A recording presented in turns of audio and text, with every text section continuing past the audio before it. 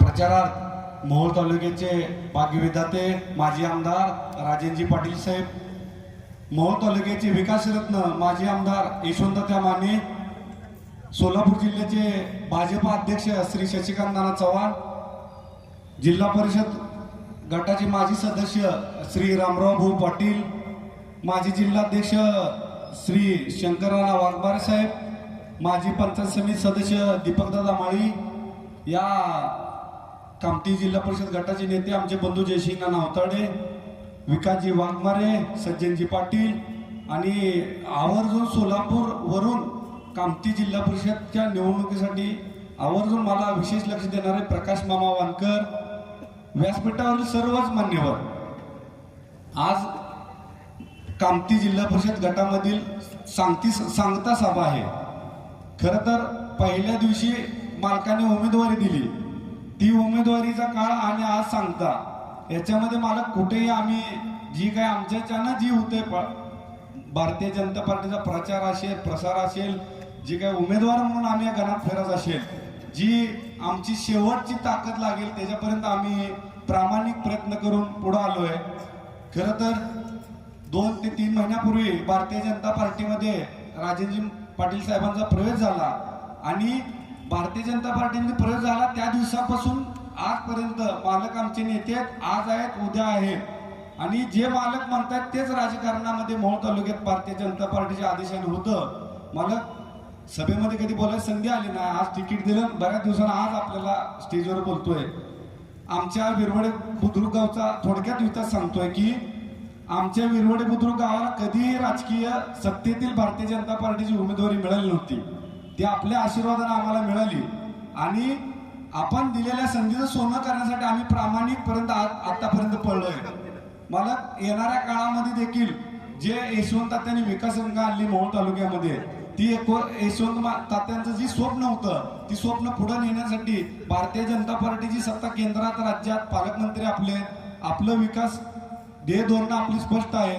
आमच्या कामठी पंचायत समिती गणामधील सर्व बांधवाला आश्वासित करतो की येणाऱ्या काळामध्ये या भागातील निधीसाठी मालक आपण तात्या आणि नाना आपण भाषणावेळी आमच्या गणाची विकासाची हमी घ्यावी एवढी आपल्याला विनंती या ठिकाणी करतोय। खरं तर काम करत असताना आमच्या नौक्यासारख्या कार्यकर्त्याला मालकाने खुशीत घेतलं, आधार दिला आणि माझ्यासारख्या छोट्याशा गावच्या एका कार्यकर्त्याला उमेदवारी देऊन निवडून आणायची आशीर्वाद द्यायचं, मालकाने आपलं मन मोठं दाखवलं। राजकारण करत असताना आम्ही खरंच नौके असतो, आम्हाला काही गोष्टीचा प्रवास केल्यानंतर या जीवनामधल्या मला 15 वर्ष आणि उमेदवारीपासूनचे हे 10 दिवसातला जो अनुभव मिळाला ते 15 वर्षात मिळाला नव्हता। मत मागायला गेल्यावर कळला की आपलं लोकांच कोण आहे, त्याच्या आधी वाटत सगळं आपलं ही मामा आहे, काका आहे, भाऊ आहे, दोस्त आहे, ही आपला आहे।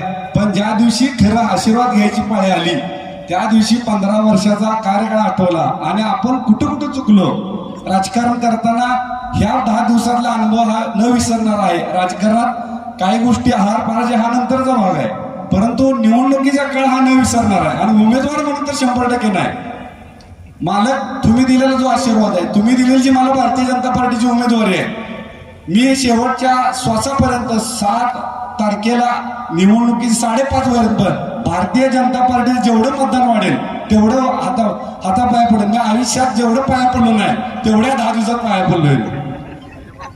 आणि एक कळलं, मला भाऊने सांगितलं, रामराव भाऊने सगळं मार्गदर्शन केलं निवडणुकीचं। मला गाडी मोठी वापरायची नाही, कपडे कडक घालायची नाही, वडील त्याच्या पाया पडायचं आणि पाया पडल्यावर तुला तू कुठं चुकलाय ही लोक मागं बोलते, पण तू आधी त्याला पाया पाडावं लागतंय। तात्या हसायला लागले, तात्या जीवनात चुका सगळ्या होत असते, आम्ही तर नौके कार्यकर्ते आहे, आम्हाला काय राजकीय प्रगल्भ अनुभव नाही आहे। परंतु एक सांगतो, तुम्ही जे आम्हाला मालकानं तात्या प्रेम दिलं, या माझ्या गावातील भागातील सगळ्या नागरिकांसमोर सांगतोय, तुम्ही मला जी काय प्रेम दिलं त्याच्या डबल मी तुम्हाला प्रेम देणार। तुम्ही ज्या दिवशी तात्या आमदार गेलं उभं राहाल त्या दिवशी या गाण्यामध्ये अंकुशातून एक दिवस घरी झोपणार नाही। राजकारणामध्ये सगळंच मिळेल असं नक्कीच नाहीये, पण जे मिळालं त्याचं सोनं करेल। जी मालकानं आदेश देईल ती राजकारण पुढचं राहील। अनेक दिवसानंतर मला भाऊ म्हणले, रामराव भाऊ तुला आता कळेल म्हणले 10 दिवसानं कसा काय फिरत, तुला वाटत वर मुंबईत फिरला, पुण्यात फिरला, एवढं सोपं वाटतंय राजकारण। भाऊ नक्की सोपं नाही। पण आपलं मार्गदर्शन भेटलं, दीपकदादाचं भेटलं, नानाचं भेटलं, आमच्या भाऊंचं आशुगुरूंचं भेटलं, सगळ्या जुन्या सहकाऱ्यांचं भेटलं राजकारणात. मामा प्रकाश मामा तर सोलापुरात आज 8वी दिवस आहे, त्यांनी येते, फोन करते, कुठं अडचण नाही विचारते. शशिकांत नानांतर काय मला दत्तकच घेतले राजकारणात. ते म्हणतात मला कुठं कमी पडलं की मी तुझ्यासोबत आहे काम करायला.